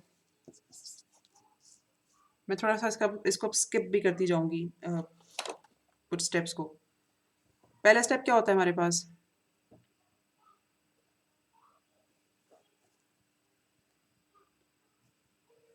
जो पुरानी एग्जाम्पल सॉल्व किया आप उसमें से देख लो, उसमें से देख के मुझे बता दो। मैं इसको लैम्डा के फॉर्म में लिख दिया। लैम्डा की फॉर्म में लिखना है और इसका एक हम टाइटल दे सकते हैं बेसिकली कि हम लोगों ने होमोजीनियस सॉल्यूशन फाइंड आउट करना है। ठीक है, उसके लिए बेसिकली मैं इस इक्वेशन को 0 के बराबर पुट करूँगी। लैम्डास वाले अगर स्टेप करूँ तो मेरे पास जो है ना वो कुछ इस तरह की सिचुएशन आ जाती है। ठीक है, और यहाँ पे मेरे पास लैम्डा की फॉर्म, ओके, मैं इंस्टेड ऑफ के लैम्डा की फॉर्म में लिखूँ, मैं यहाँ पे होमोजेनियस सॉल्यूशन ही लिख देती हूँ। होमोजेनियस सॉल्यूशन मेरे पास आता है इस तरह से। अच्छा, अगर मेरे पास लैम्डा 1 और लैम्डा 2 दोनों एक जैसे आ जाए ना, लेट सपोज के दोनों अगर -3 होते हैं, मैं अज्यूम कर रही हूँ। ठीक है, तो यहाँ पर हम इस तरह से लिखते हैं lambda 1 raised to power n plus c। अच्छा, अब इस तरह से तो लिखने का फ़ायदा नहीं है ना कोई भी। ठीक है, इस तरह से हमें लिखने का फ़ायदा है कुछ, अगर दोनों लैम्डास एक जैसे आए तो क्या हमें इस तरह से लिखने का फ़ायदा है?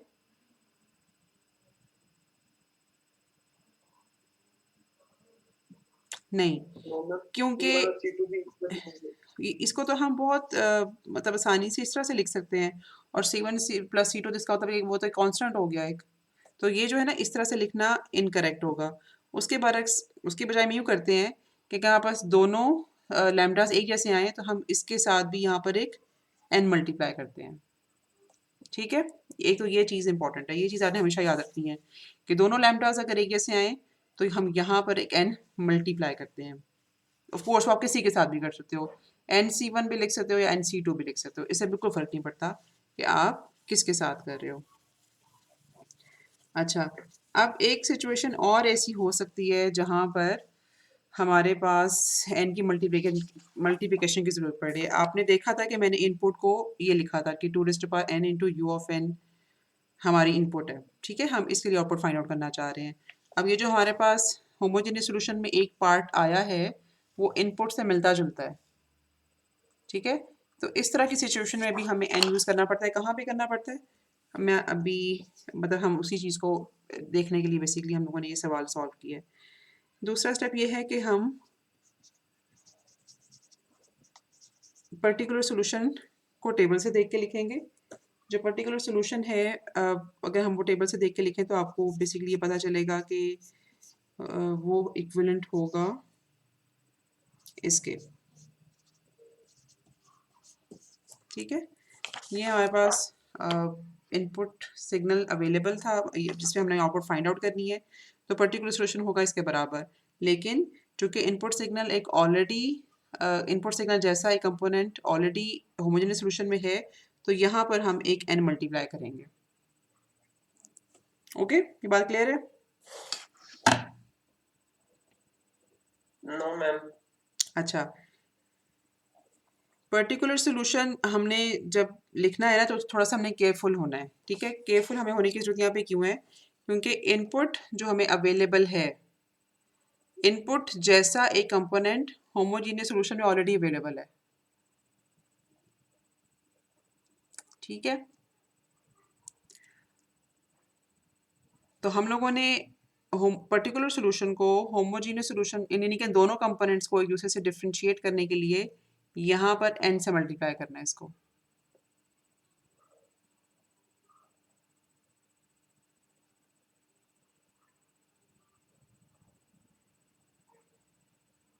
ओके?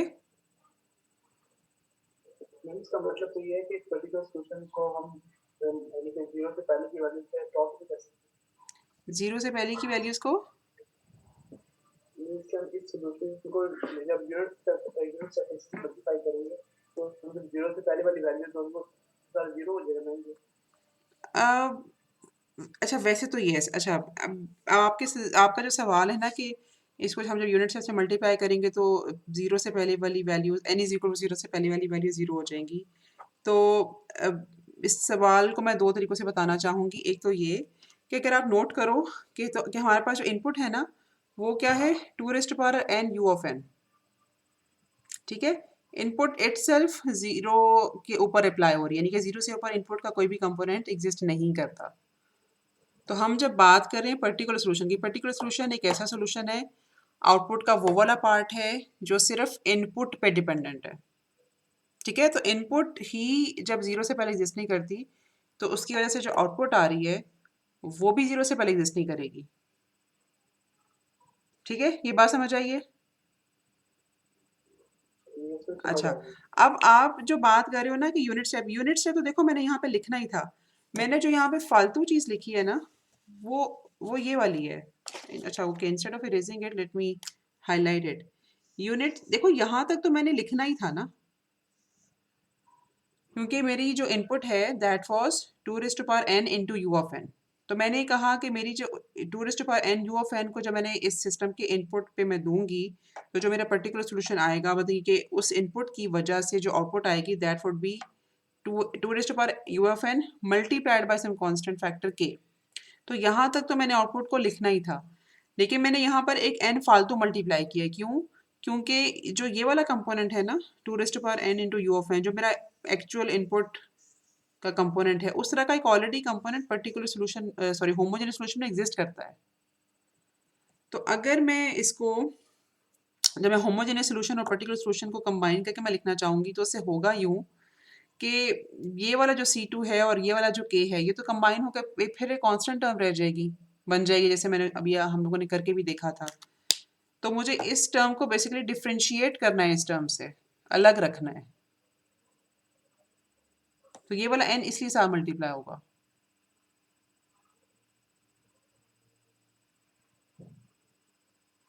ठीक हो गया? जी मैम। अच्छा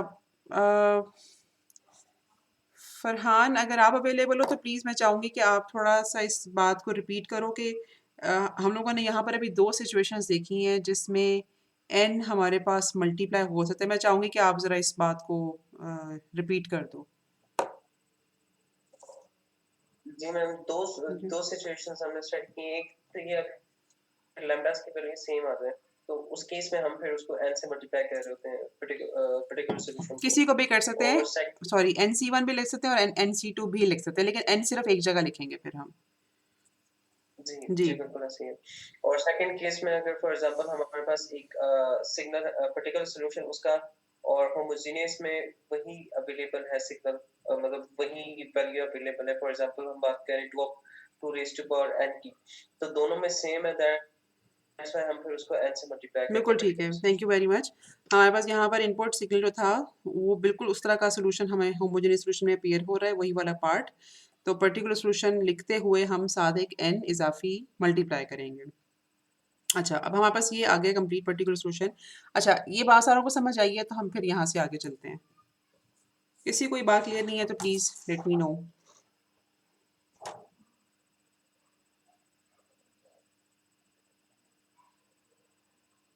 जी, समझ आई है?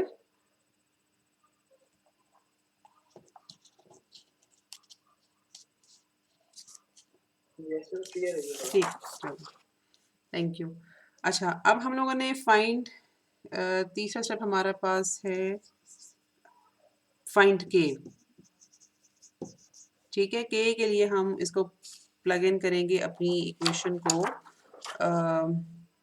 सॉरी अपनी पर्टिकुलर सॉल्यूशन की जो इक्वेशन है हमारी, उसको हम मेन डिफरेंस इक्वेशन में प्लग इन करेंगे। ठीक है, तो मैं यहाँ पे जरा इक्वेशन लिख लूँ, n के 2 raise to power n u of n plus n minus 1 के 2 raise to power n minus 1 u of n minus 1 minus 6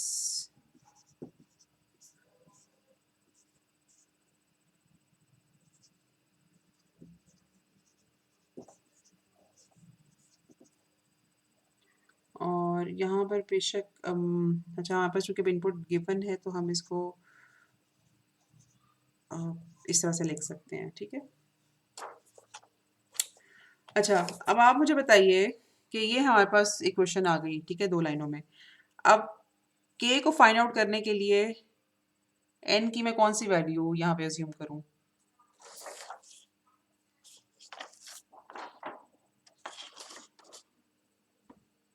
कौन सी वैल्यू अज्यूम करूँ और क्यों?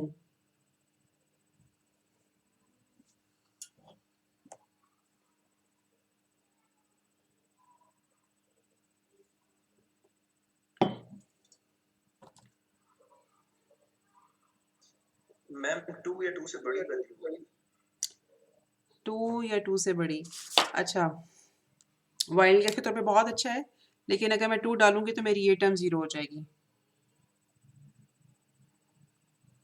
ठीक है, आपने 2 शायद इसको देख के लिखा होगा। यस मैम, वो 3 हो। ठीक है ना? यस मैम, यस, वो इसमें आगे 3। बिल्कुल ठीक है। n की value must be greater than equal to 3 for this particular component. ठीक है, अच्छा अब आप n को 3 या 3 से बड़ा कुछ भी डाल लो और मुझे बताओ कि k आपके पास क्या आता है।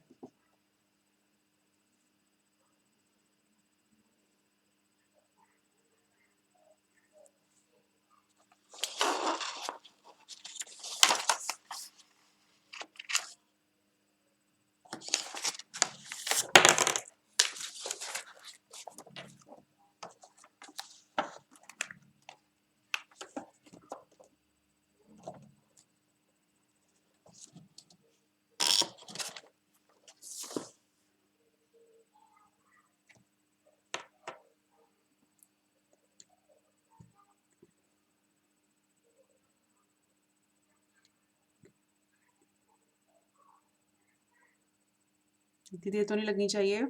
क्या आ रहा है के?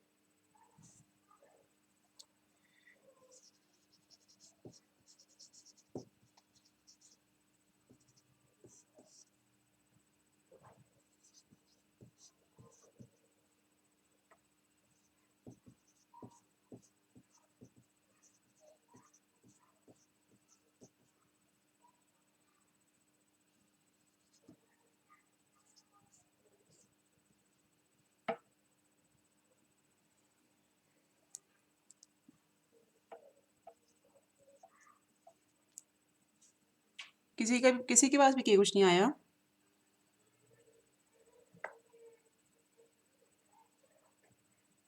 3/4 है। 3/4 आ रहा है, मेरे पास कुछ और है, 3/4 नहीं है। किसी और स्टूडेंट की कोई और वैल्यू आई हो?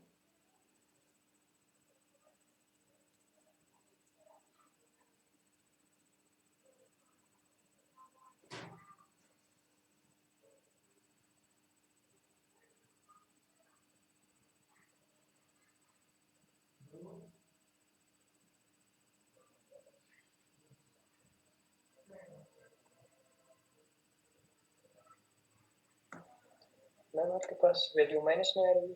नहीं, मेरे पास माइनस में नहीं आ रही। 8/20 आ रहा है। 8/20 मेरे पास 8/20 है, विच इज़ इक्वल टू 0.4। ठीक है, तो यहाँ पर हम 0.4 लिखेंगे और ये आ गया कंप्लीट सॉल्यूशन।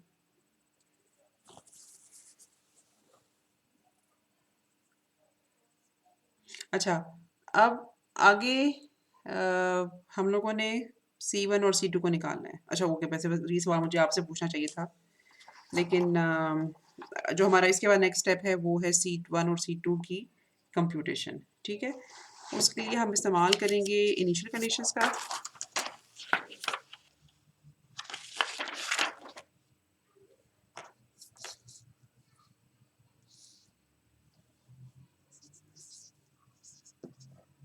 ठीक है, C1 और C2 निकालने हैं। सबसे पहले हम लोगों ने अपनी मेन डिफरेंस इक्वेशन में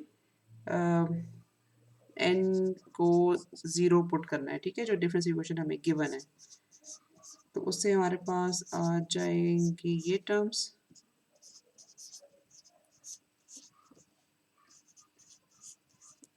ठीक है, आपने मुझे यहाँ से बताना है y0 क्या आएगा, और फिर डालना है n को 1,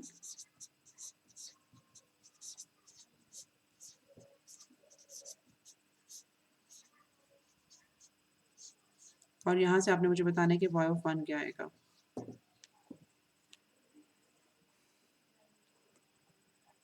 मैम इनिशियल कंडीशन में y(-2) क्या था, स्किप हो गया था अच्छा जैसे जी, y(-2). मैं यहाँ पे दोबारा भी लिख देती हूँ, हो सकता है किसी और से भी स्किप हुआ हो।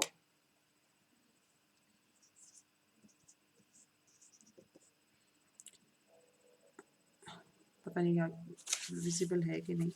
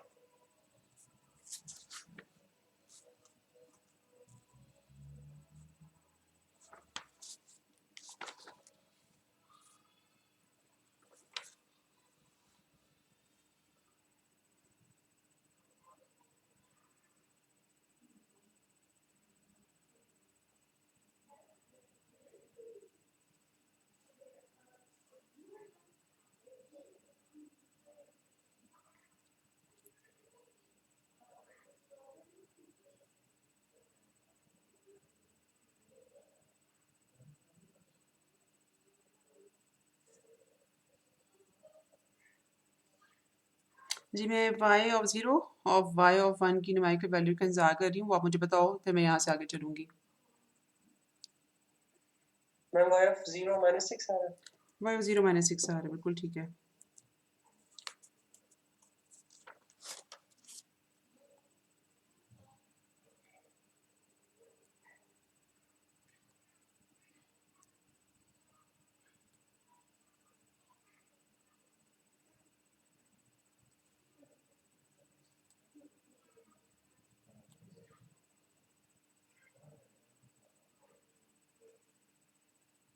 मैं 114 आ गया।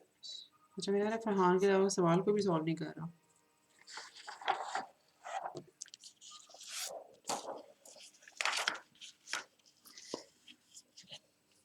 अच्छा जी, ऐसा नाम अवेलेबल हो?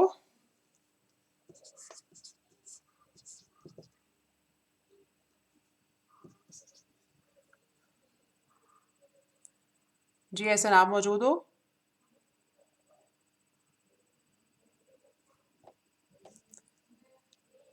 या ऐसा के अलावा और कौन, बिलावल, अब्दुल्ला, मुनीब, जिन लोगों के नाम मुझे याद है क्योंकि मुझे स्क्रीन अभी नज़र नहीं आ रही। Yes ma'am I can. अच्छा ओके, मुझे मुझे भी नहीं पता किसने बोला क्योंकि मुझे मेरे सामने जो है ना स्क्रीन वो विजिबल नहीं है। अच्छा अब मैं फाइन अब पता करना चाहती कि हमारा अब अगला स्टेप क्या होगा। अब हमारे पास वाई ऑफ ज़ीरो और वाई ऑफ वन की वैल्यूज़ आ गई हैं, हमने आगे क्या करना है?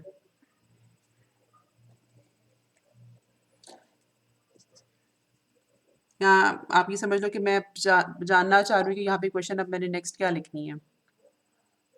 मैम ये तो होगा, अब के की वैल्यू निकालेंगे मैम। सी वन और सी टू की वैल्यूज़ निकालनी, यस। तो yes ma'am. Y of zero को इस्तेमाल करते हुए मतलब वाई ऑफ ज़ीरो का मतलब ये है कि एन की वैल्यू यहाँ पे ज़ीरो है। हम अपने टोटल सोल्यूशन की जो हमने क्वेश्चन लिखी थी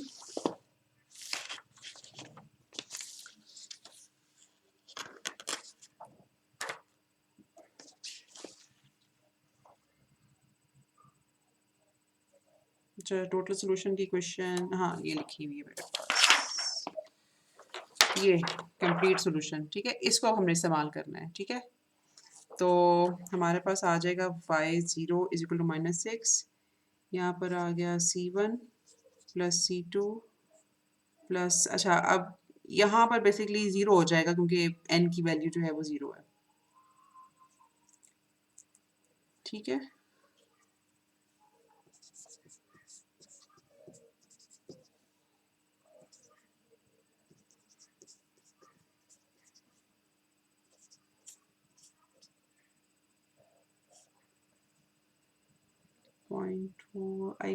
मेरा ख्याल है यहाँ पर 0.8 आएगा।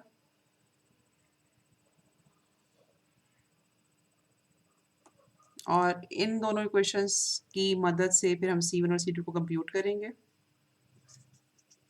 C1 कंप्यूट होके आता है -5.04 और C2 हमारे पास कंप्यूट होके आता है -0.96, ठीक हो गया। और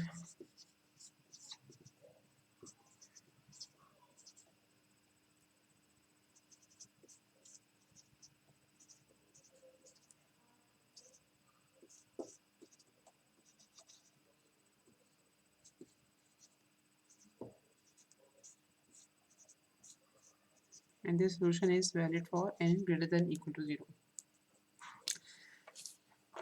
अच्छा अब मुझे आप लोगों से एक सवाल पूछना है, वो ये कि लेट सपोज अगर आपके पास एक डिफरेंस इक्वेशन गिवन हो, ठीक है, और अच्छा आप लोगों ने आउटपुट लिख ली है? सॉरी मैंने बड़ी जल्दी हटा दिया आप लोगों से, मैंने पूछा नहीं। ये आप लोग लिख चुके हो?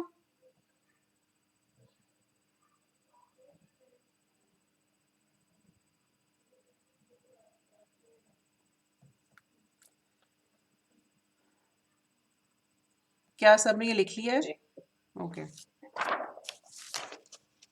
अच्छा, अब अगर आपके पास एक डिफरेंस इक्वेशन गिवन हो और आपसे कहा जाए कि अ, इस एग्जांपल को मैं पूरा सॉल्व नहीं करूँगी क्योंकि मैं चाहूँगी कि पहले मुझे आपसे थोड़ी सी फीडबैक मिले कि find impulse response of following system, ठीक है। बीइंग ग्रेड स्टूडेंट्स मैं एज्यूम कर रही हूँ कि अब आप लोगों को पता होगा। चलिए फाइंड इम्पल्स रिस्पॉन्स और नीचे आपके पास मैं एज्यूम कर रही हूँ कि ये इस तरह से एक गिवन है डिफरेंस इक्वेशन। चूँकि मैं इसका आंसर आपको दूंगी तो मैं इसलिए एक पर्टिकुलर इक्वेशन लिख रही हूँ। अच्छा इसके लिए आप कैसे प्रोसीड करोगे? क्या आइडिया आप लोगों का? या मतलब अगर आप लोगों ने पहले पढ़ा हुआ है तो कुछ पता है कि क्या होता है इसमें? n की वैल्यू 0 पे हम कैलकुलेट करेंगे सबको। अच्छा, सबसे पहली तो बात ये कि आप इसमें मतलब यहाँ पे आपको कुछ मतलब सवाल ही इतना ही है, ठीक है। इसमें इनपुट और इनिशियल कंडीशंस गिवन नहीं है, तो क्या इज इट बाय मिस्टेक या इसमें हम इनपुट क्या अज्यूम करेंगे और इनिशियल कंडीशंस क्या अज्यूम करेंगे? मैम इसकी जो इनपुट कंडीशन हमारे पास होंगी वो सिर्फ 0 के ऊपर होंगी, 0 से 1 होती है, तब कंडीशन अप्लाई होती है। इसके बाद इनिशियल कंडीशंस अप्लाई नहीं होती, ठीक है। ये बात बहुत इंपॉर्टेंट है। तो अगर इनिशियल कंडीशंस गिवन नहीं है तो आप इन दोनों को 0 अज्यूम करोगे, ठीक हो गया। और एक्स ऑफ एन यहाँ पे क्या है?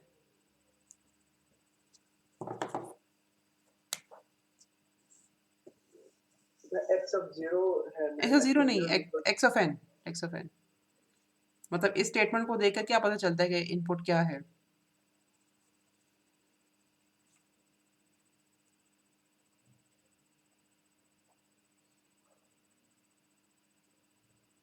मैम यूनिट स्टेप है, ठीक है। स्टेप नहीं, impulse. Input x of 10 impulse response find करना है ना। इसका मतलब है कि जो इनपुट है वो इम्पल्स है। आप शायद स्टेप कह रहे थे।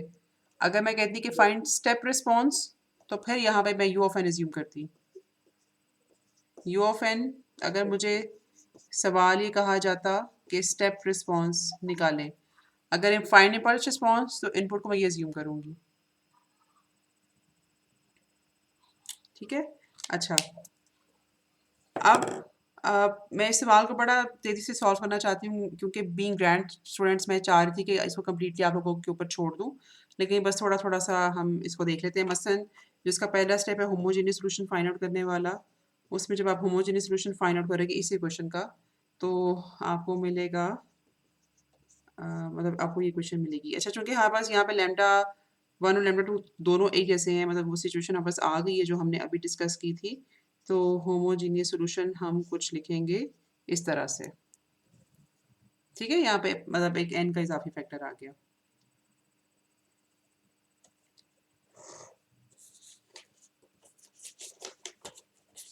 अच्छा, मेरे पास अब ट्रांसपेरेंसी शायद नहीं है। और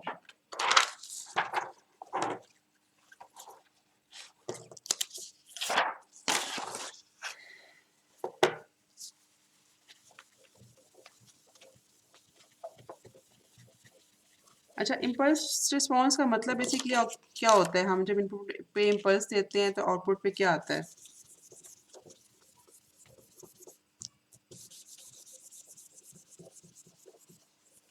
इम्पल्स की क्या इंपॉर्टेंस है? ये हम लोगों ने कॉन्वोल्यूशन में भी ये चीज़ पढ़ी थी।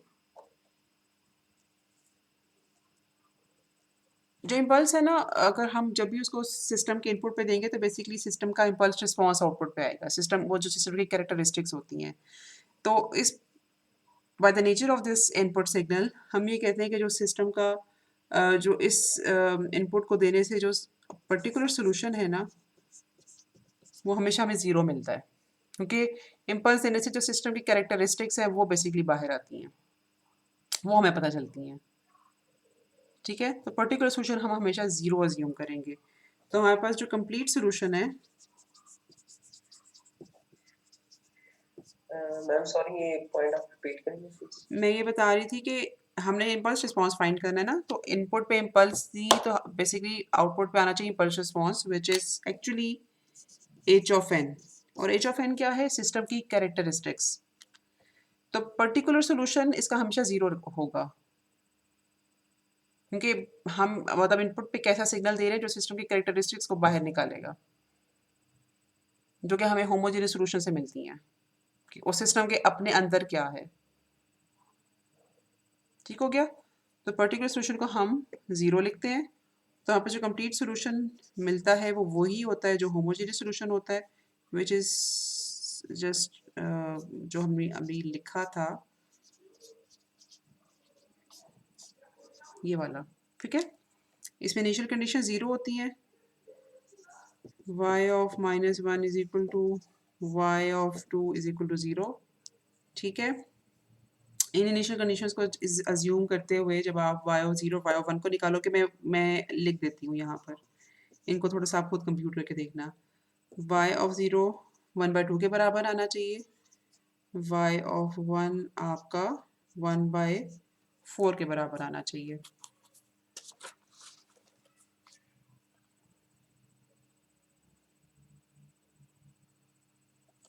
ठीक है, और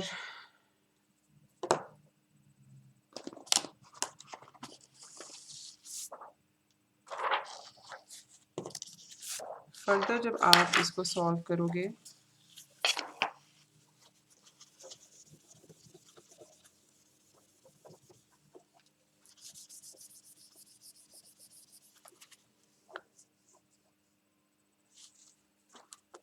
और C1 और C2 की वैल्यूज़ फाइंड आउट करने के लिए, तो C1 आपके पास आएगा 1/2 और C2 आपके पास आएगा 0। This is of course for this assumed example only. और आपके पास जो कंप्लीट सोल्यूशन होगा y ऑफ n, जिसको हम अब h ऑफ n भी कह सकते हैं, because this is impulse response, तो वो बराबर होगा 1/2 n u of n।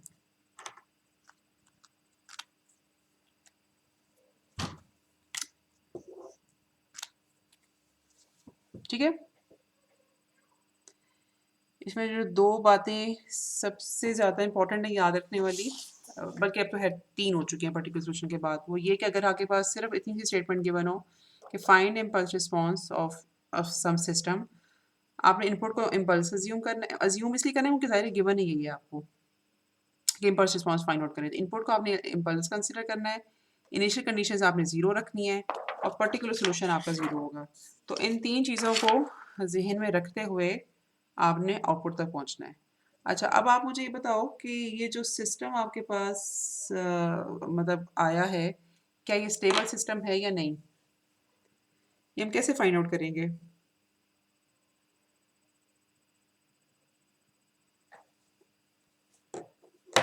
Let's suppose अगर यही सवाल होता कि ये जो इक्वेशन गिवन है, find if this system is stable, तो आप लोगों ने पहले तो निकाल लिया इसका h ऑफ n, अब आगे स्टेबिलिटी कैसे फाइंड आउट करेंगे? मैम स्टेबल होगा कैसे पता है हमें? मैम, क्योंकि 1/2 का पावर n हो रहा है तो वो कंटिन्यूसली रिड्यूस होती जाएगी। बिल्कुल ठीक है, एक तो ये तो इंट्यूटिवली आपने बताया ना कि ये 1/2 रिड्यूस होगा। उसके अलावा एक और तरीका ये है कि हम ये देखने की कोशिश करें कि h ऑफ n की एब्सोल्यूट वैल्यूज़ को सबको अगर हम सम अप करें तो वो इन्फिनिटी से कम है कि नहीं। तो ये हमारे पास h ऑफ n है ना, तो ये बन जाएगा हमारे पास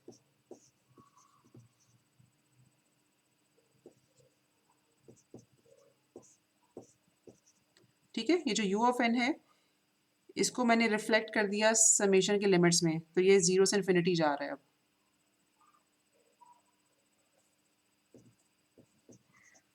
ये वाली टर्म कैसे लिखी जा सकती है?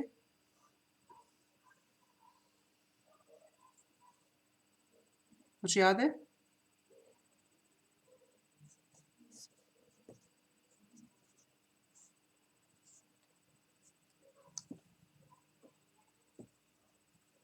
ठीक है, ओवरऑल हमें मतलब देख के पता चलेगा एक फिनिट वैल्यू हमारे पास आ गई, तो ये जो सिस्टम है ये स्टेबल सिस्टम है। इम्पल्स रिस्पॉन्स अगर अवेलेबल हो तो सिस्टम की स्टेबिलिटी फाइंड आउट करने का ये तरीका कार है। ये हम लोगों ने जो ट्यूटोरियल कॉन्वोल्यूशन का अगर आप लोगों ने देखा हो तो उसमें ये चीज़ डिस्कस की थी। अच्छा जी, आपका जो है ना डिफरेंस इक्वेशन का टॉपिक वो यहाँ पे ख़त्म हो जाता है। अगर आपको कोई चीज़ समझ नहीं आई तो थोड़ी सी प्रैक्टिस करने की कोशिश करना, नहीं तो कल के लेक्चर में मुझसे पूछ लेना। कल हम इंशाल्लाह कोरिलेशन का टॉपिक पढ़ेंगे और अगर हमें टाइम मिला तो हम फिर साथ चैप्टर नंबर 3 यानी कि जी ट्रांसफॉर्म वो फिर शुरू कर देंगे। ठीक है, और आप लोग इन द मीन वाइल यूँ करो कि कल कल का लेक्चर मतलब कल के लेक्चर तक चैप्टर 2 होपफुली ख़त्म हो जाएगा। तो चैप्टर मतलब क्विज़ 1 के बाद हम लोगों ने जो कुछ भी पढ़ा है ना उसको थोड़ा सा तैयारी कर लो, तो नेक्स्ट वीक आपका एक क्विज़ हो जाएगा। और नेक्स्ट वीक मेरा ख्याल है वैसे भी आप लोगों ने शायद आईएसटी में आना है, राइट? कुछ इन्फॉर्मेशन मिली है आप लोगों को? मैम वो 1 मार्च से है। तो नेक्स्ट वीक तो होगा ना 1 मार्च, राइट? Yes ma'am. जी। तो बहरहाल मतलब जो भी सिचुएशन होती है अल्लाह करे कि खुल जाए आईएसटी। तो नेक्स्ट वीक ज़रा आप लोग जो है ना एक क्विज़ प्रिपेयर कर लो, जितना यानी कि वीक नंबर 3 और 4 के जो कंटेंट्स हैं ना वो आप लोगों ने प्रिपेयर करने हैं। मतलब कल तक जो कुछ भी होगा वो आपके क्विज़ में शामिल होगा। ठीक हो गया? अच्छा मैम एक रिक्वेस्ट थी जी इफ बताइए। पॉसिबल। 27 फरवरी को सबमिशन है वो उसकी प्रोजेक्ट वाली, तो उसको अगर हम थोड़ा सा वीकेंड अगर हमें मिल जाए, थोड़ा सा इशू होता है अगर हम वीकेंड पे क्योंकि हमने वर्किंग करनी होती है काम पे, तो अगर उसको हम शिफ्ट क्योंकि वो सैटरडे की सबमिशन है, तो अच्छा, उसकी सबमिशन आफ्टर वीकेंड हो जाए तो संडे वो नाइट थोड़ा हो सा जाए हमें। मतलब? संडे हाँ नाइट हो संडे जाए? नाइट। जी जी अगर अच्छा, संडे नाइट ओके। हो जाए तो हमें संडे का टाइम मिल जाता है वो थोड़ा सा अच्छा, सॉर्ट करने के मैं इंशाल्लाह कोशिश करूँगी कि इसे चेंज कर दूँ, और अगर मैंने ना की तो उसकी वजह ये होगी कि मैं मतलब मुझे याद नहीं रहा, तो आपने मुझे फिर एक रिमाइंडर देना होगा। मतलब 1-2 दिन आप चेक देख लो, अगर मैं 1-2 दिन में चेंज हो जाती है तो ठीक है, नहीं तो फिर आप मुझे ज़रा एक रिमाइंडर दे दो। लिए। ठीक है? जी श्योर मैम, ये थैंक यू। चेंज हो सकता है, इसमें कोई इश्यू नहीं है। ठीक जी है? थैंक यू सो चलो, much. Thank you very much. अभी आज हम लेक्चर ख़त्म करते हैं, फिर इंशाल्लाह कल आपसे उम्मीद है कि 6:15 के आस-पास मुलाकात होगी। ठीक है? अल्लाह जी मैम हाफ़िज़। श्योर। अल्लाह हाफ़िज़।